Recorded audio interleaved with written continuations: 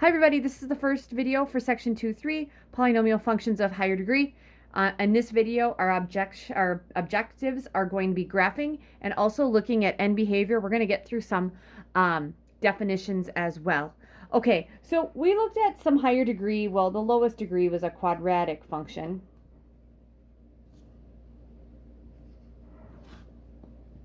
Can't spell today.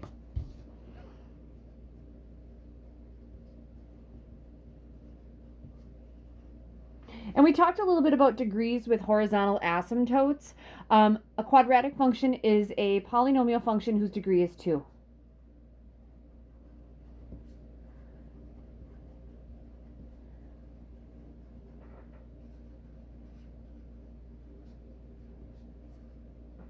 All right.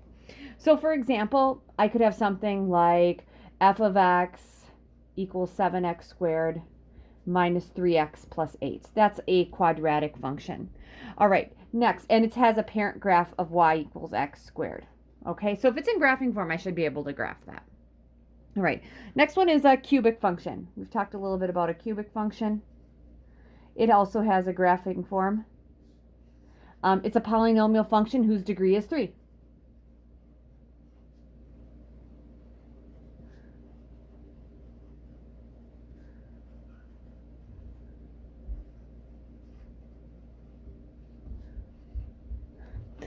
For example, f of x equals, we could go with like negative 2x cubed plus 3x squared minus 1. That is a cubic function.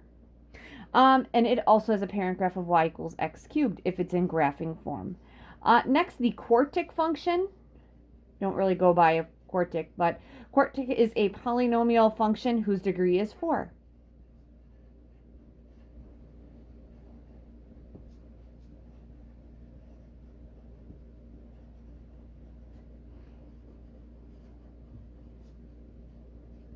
And for example, I could have something like g of x equals, let's go with x to the 4th, minus 13x squared plus 36, something like that.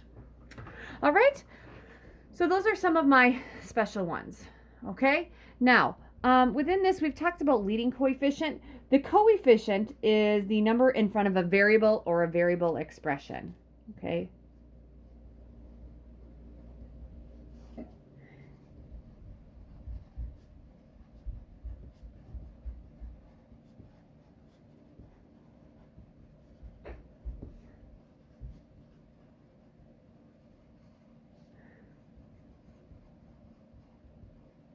Okay, so for instance, if I give you, and I'm going to make this my example here, let's say I gave you j of x equals, let's go with 7x cubed plus 2x squared minus 3x plus 10.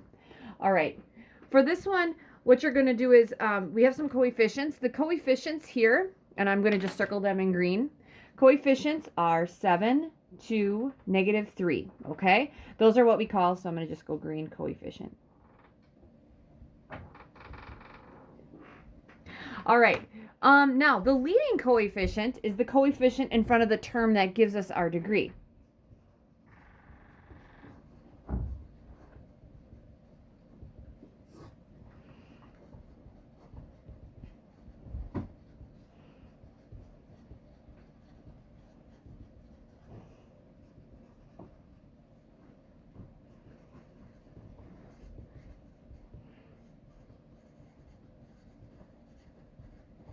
Okay, so what I'll do is I'll grab my blue pen, and we would say here that 7 is what we call the leading coefficient. Okay. That's important because leading coefficients and the degree are going to do stuff for our end behavior. Okay? So, focus on this video is end behavior.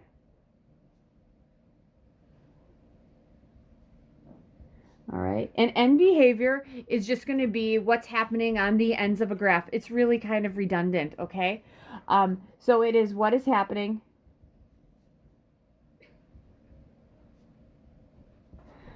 at the ends of a graph. Now, we are going to focus on the ends that go to positive and negative infinity, not the asymptotic ones. We've talked a little bit about those things. Okay?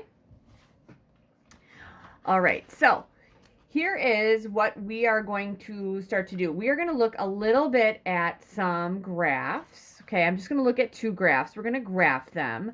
We're going to find some parts of some graphs, and then we'll actually look at the end behavior. Then what I want to do is have some rules for what happens with any kind of polynomial function if it has a certain degree and a leading coefficient. How does that tell me my end behavior? And I believe that will get us through the end of this video. All right, so let's just say I want to find, I want to graph. We'll do this. We're going to graph. This will be example 1. Okay. Let's graph something we kind of know a little bit about. Let's graph y equals 2 times the quantity x plus 3 cubed minus 5. All right. So let's go ahead and we'll do that. And I have my graph paper right here. All right. And I'm actually going to make this a little smaller so I can attach it to my notes because, you know, I like to have everything kind of organized here. All right. So first thing is this is in graphing form, which is awesome because if it's in graphing form, I can graph it right away. What happens is this 2 is going to be a vertical stretch. The 3 is going to move it to the left 3. And this is going to move it down 5. So I have this thing, it's kind of like a squiggly that starts at the origin. We're going to move it to the left 3 and down 5. All right, now, usually what happened is for our cube, we went to the right 1 and up 1 because 1 cubed is 1. Then we went to the right 2 and up 8 because 2 cubed is 8. Then we go to the right 3 and up 27. Well, it doesn't pay to do 27, all right? Now, we have a vertical stretch of 2. We have to take all of these and multiply them by 2. 1 times 2 is 2. 8 times 2 is 16. So rather than going to the right 1 and up 1, we're going to go to the right 1 and up 2.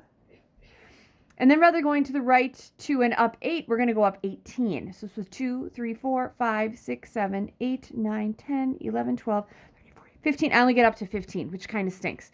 All right. Then on the other side, since it was a cubic, -1 cubed was -1. So we went down 1. Now we got to multiply that by 2. So that's going to be going down 2. So left 1 down 2. And obviously if we went to the left 2, that would be -8. I'm sorry, left 2 would be -8. We go down. -8 times 2 is -16. We're obviously not getting that. So what we want to do is we want to make sure we're stretching it straight through because this guy is my middle right here and it would stretch down there. So that would be a semi-decent graph if I'm trying to get like super duper close in what my graphs are. All right. All right. So that is what we are going to look at for that one. All right. So let's look at, I don't think I want to do, I'm not going to use, we're not going to do quartic transformations, but here we will do this guy. Let's graph another one. We're going to use our calculator to graph. So this was number 1. This will be example 2. Use your calculator to graph.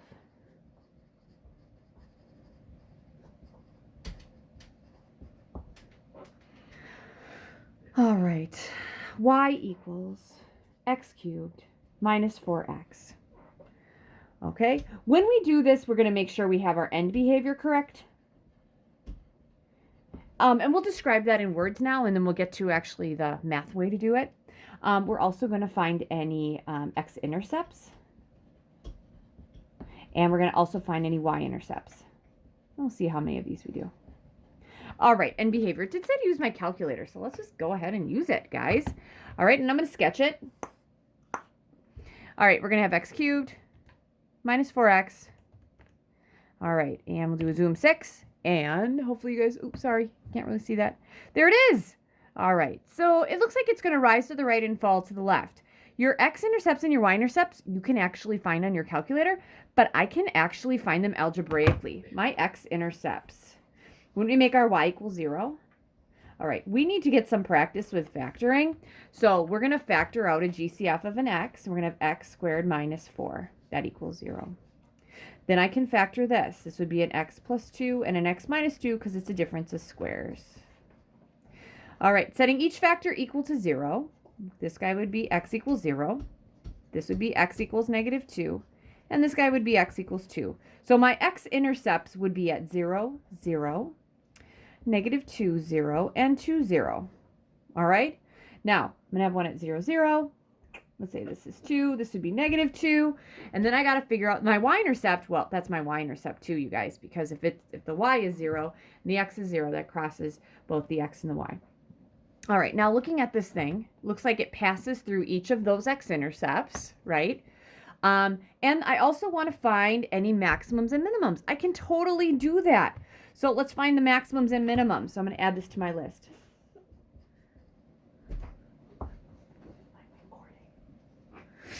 All right. Sorry, people behind me are making noise, interrupting my teaching. All right, so here we go. Let's find our maximums. 4. So here it is. Okay, we're going to go here, to the left, to the right. Yep, I have a maximum. I'm going to make a list here of negative 1.15, 3.08, and I should have a minimum of, I bet you it's the positive 1.15, negative 3.08, but we'll see. Minimum, okay, of here, of 1.15, negative 3.08. See, I was right. All right. And honestly, the only way you can find that, you guys, is if this is negative 2 and this is positive 2, you'd have to substitute 1 in here to find the y's. I think it's way easier to do it this way.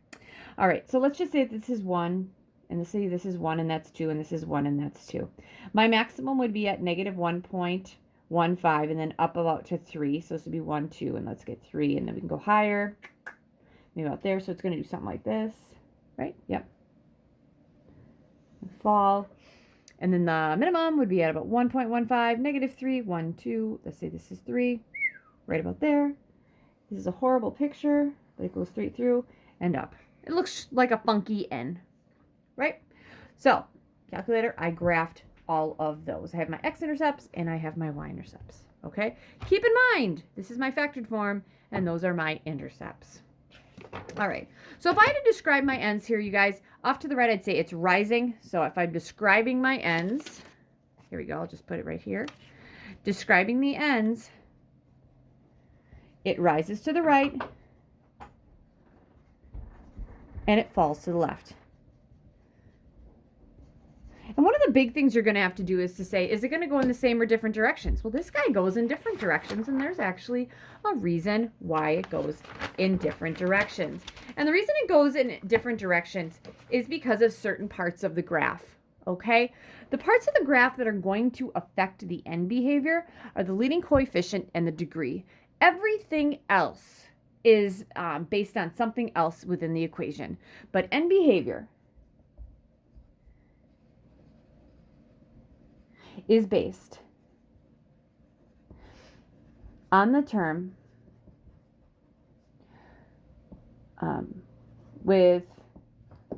that gives us the polynomial its degree,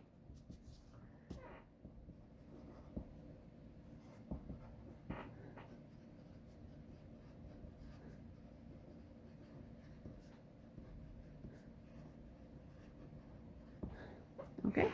That's what it is. And the only thing about that term that we have to look at is the degree and the leading coefficient. So, and you only look at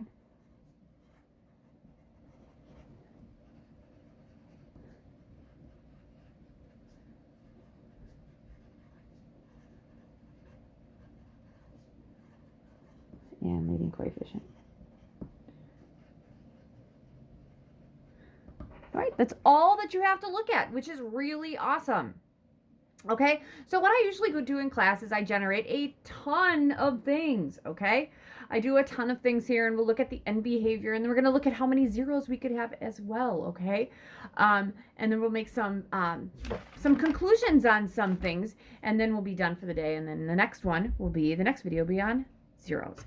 So here we go. Let's start with first, I'm going to bump up the degree in just a bit, but let's start with a degree of 2, okay? So I'm going to have 2 equations here.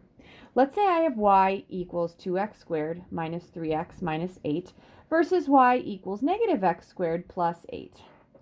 Totally just making these up. Now, I don't know what's going on in the middle, but you guys should be able to tell me, because it's a polynomial, is it pointing up at you or is it pointing down?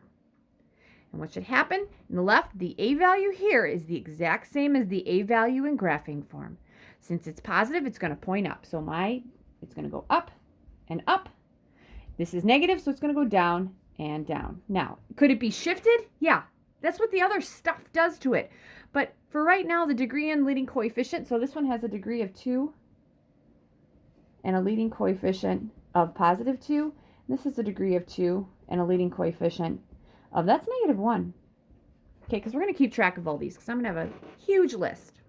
Okay, and I went a little too much with that, but I'm going to fit the next group in there. Okay, so if I need to discuss this end behavior in terms of limits, we're going to do this in the end too.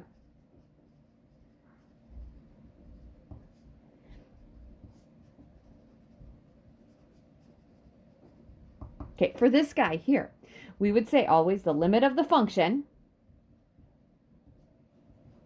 and I probably should change this to the function, as we usually don't use y's, but as x,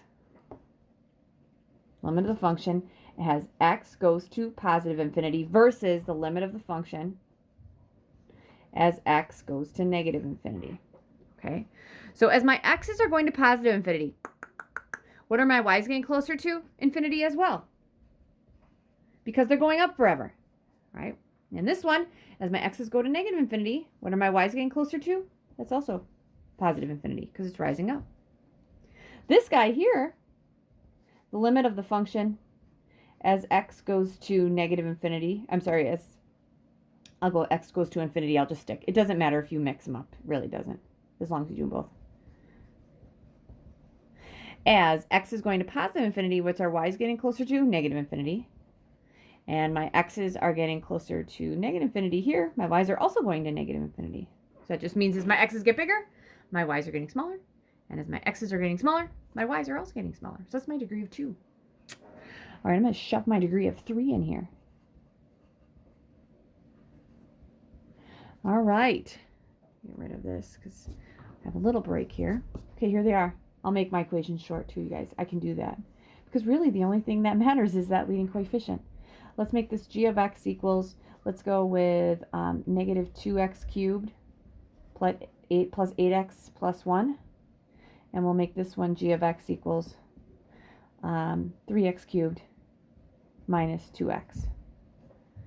Okay, so what I want to do is I want to come up with what would the ends do. What's the degree and what's the leading coefficient? So I did give you a degree of 3. The degree of 3 in both of these. Your leading coefficient here. Leading coefficient is -2. Here, leading coefficient is 3. So here's the thing. It's like, okay, you might remember what a third degree polynomial looks like, but if you forgot, no worries. We'll get this done.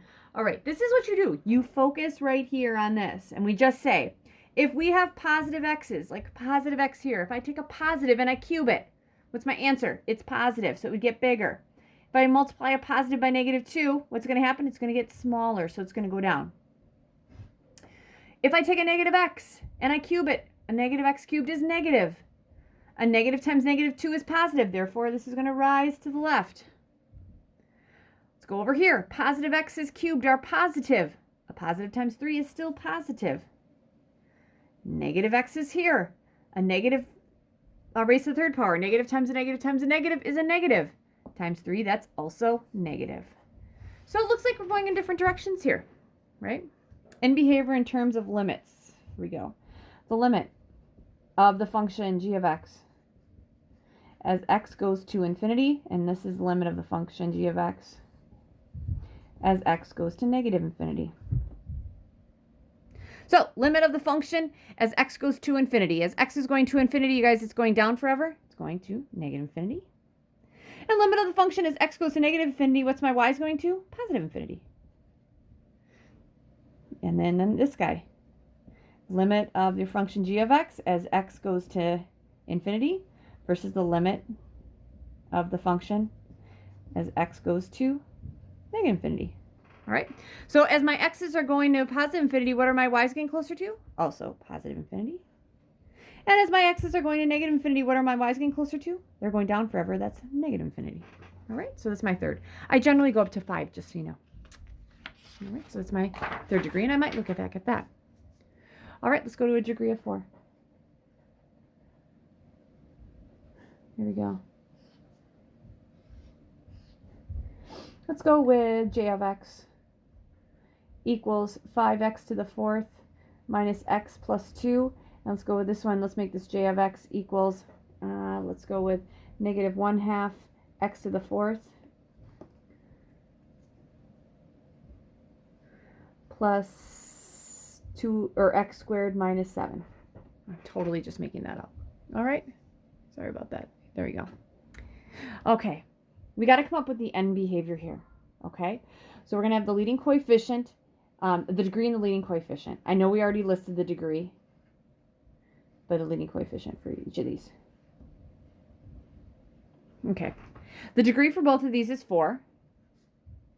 Leading coefficient here is 5. Leading coefficient here is negative 1/2. So we're going to try to figure out what does this do to our graph. Focusing just on this. If I take a positive x and I raise it to a 4th, so a positive times a positive times a positive times a positive is a positive. A positive times 5 is positive, so it's going to rise to the right. If I take a negative x and I raise it to the 4th, so a negative times a negative times a negative times a negative, that is a positive. A positive times 5 is a positive. It's going to rise to the left. All right, next, let's take this guy. Degree of 4, leading coefficient of negative 1/2. This tells me my end behavior. If I take a positive x and I raise it to the 4th, my answer is positive. A positive times negative 1/2 would be negative, so it's going to fall to the right. And if I take a negative x and I raise it to the 4th, I'm going to get a negative. I'm going to get a positive. Positive times a negative is negative, so that's going to go down. So for this guy, limit of the function as x goes to infinity versus the limit of the function as x goes to negative infinity. All right. Limit of the function over here, as x is getting to positive infinity, isn't your y also going up to positive infinity?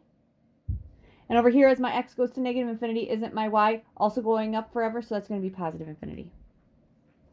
Over here, limit of my function, sorry, I named it the j of x function, as x goes to infinity versus the limit of the function as x goes to negative infinity. So as x is going to positive infinity, we're getting bigger. When our y's get smaller forever, that's going to be negative infinity. And here, as my x's are getting smaller, my y's are also getting smaller. This would be negative infinity. Now, usually on the board, I'd have the skeleton for all of these. For limits, it's always the limit of our function as x goes to infinity. That's going to equal something. And the limit of our function, I'm just going to label it f of x, as x goes to negative infinity. It'll change whenever we get more n's, like with asymptotes, but for now we don't with polynomials. We'll just have 2 n's. Last but not least, the degree of 5. Okay, and then I want to go over one more thing. Degree of 5, let's say, let's go with c of x equals, let's go with 6x to the 5th minus 2x squared plus 3. And let's make this guy c of x equals negative 7x to the 5th plus 1. Shorten that up a little bit, right? And there you go, if you need to see it more. All right, the degree in each of these is 5, and the leading coefficient. Leading coefficient here is 6. Leading coefficient here is negative 7. So those are the terms that make up the entire end behavior. So let's think about it. If I take a positive and I raise it to the 5th, so a positive times a positive times a positive times a positive times a positive, it's positive. A positive times 6 is positive. So as my x's get bigger, my y's are also going to get bigger. And if I take a negative x and I raise it to the 5th power, that's going to be negative, because a negative times a negative is a positive, times a negative is a negative, times another negative is a positive. Positive times a negative is negative. A negative times 6 is negative, so it's going to get smaller. All right, we'll actually do this right away. The limit of our function c of x as x goes to, we'll go in infinity, and the limit of the function c of x as x goes to negative infinity. All right, so as my x's are going to positive infinity, you guys, my y's are going up forever, so they're going to positive infinity. And here, as my x's are going to negative infinity, my y's are going down forever. That's also going to negative infinity. Last one. Let's find the end behavior for this guy. So if I take a positive x and I cube it, it's positive. A positive times negative 7 is negative, so this is going to go down. And if I take negative x's and I cube them, a negative times a negative times a negative times a negative times a negative is negative, and a negative times negative 7 is positive. That's going to rise. So it's going to go in different directions. So the limit of the c of x function as x goes to infinity versus the limit of your c of x function as x goes to negative infinity. All right, as x's are going to infinity, my y's are going to negative infinity because they're going down forever. And as my x's are going to positive infinity, my y's are going up. I'm sorry, as my x's are going to negative infinity, my y's are going up. They're going to positive infinity. Oh, lots of stuff there, you guys. So here's my thing. I would want to think, okay, is there any way I can figure out the end behavior in different ways? Looking just at the leading coefficient. And so I would look at all of your stuff here because I have another sheet here too. I usually say to kids, okay, we can have two categories. One, ends go in the same direction.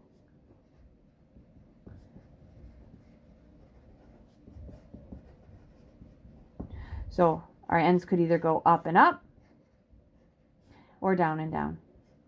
Okay.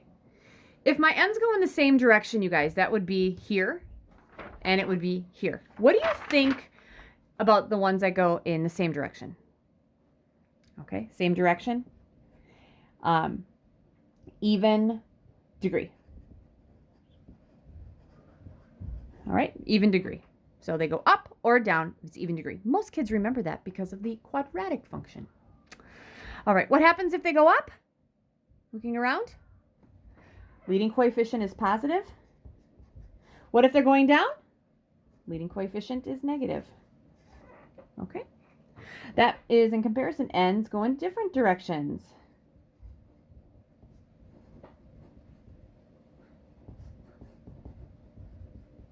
Which means they'd have to go up and then down, or down and then up. What's happening there? Well, if the ends go in different directions, there's an odd degree here. And if it's rising to the right and falling to the left, well, that'd be like right up here. Rising to the right, I had a positive leading coefficient. And if I was going up and then down, my leading coefficient is negative. Now, most kids will be like, Miss Henschel, do I have to memorize all that? No, you probably know that. Most kids know all the even stuff if they're going up or down based on like a parabola. For the odd ones, you just go through all those questions and you circle what that one term is that you need. And then you go through all those questions I asked if it's positive or negative. All right. All right. What I want to do is I want to end this video with how many zeros could it have? So how many zeros could a polynomial have? All right. So zeros, those are x-intercepts. So let's just start with something with a quadratic. All right. So let's say that I had, and I'm just going to make this up, you guys. Let's say I had something like f of x equals x squared minus 7x plus 13. Now, let's just say I could factor that. I can't factor it, but I'm just going to say I could factor it. If I could factor it when we do this and this, I have two factors, right? So if there's two factors, couldn't there be two x-intercepts?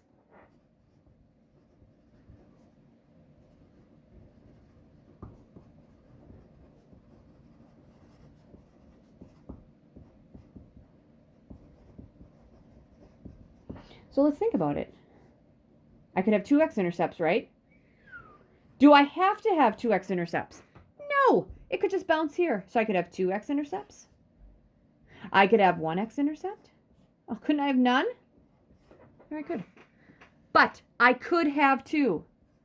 So at most two. That'd be 0 to 2 you could have. Okay. Let's say I have k of x equals, let's go with 3x cubed minus 4x plus 1. If I factored that, you guys, if it's factorable, wouldn't I need to have 1, 2, 3, 4? Like, there we go. And there'd have to be a 3 in somewhere. But I'd have to have 3 factors. 3 factors means there could be 3 x-intercepts.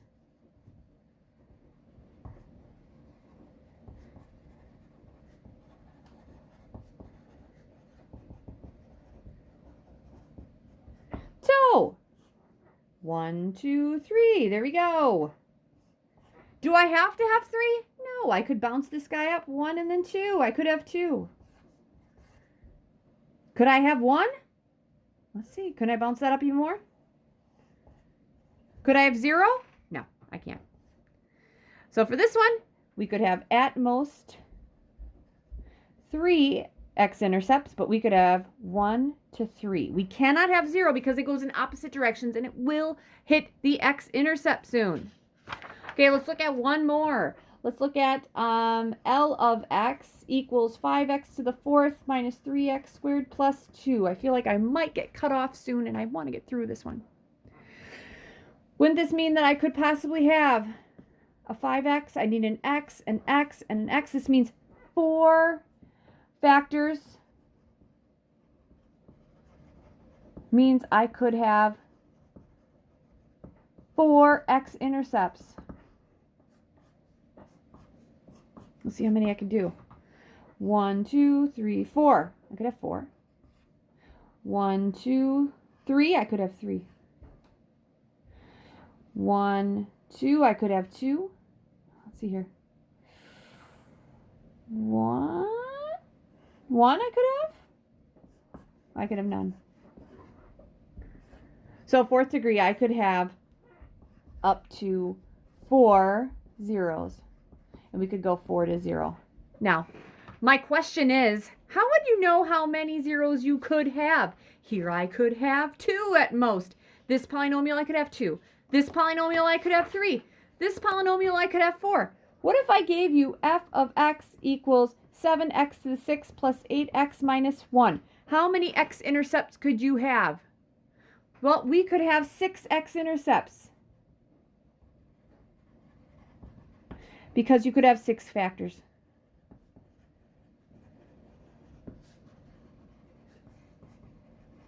Could you have less than that? Yeah, you totally could have less than that. All right? But that's where I'm going to leave you. And the next video, we're going to look at actually finding x-intercepts. All right? Okay, that's the end of video 1.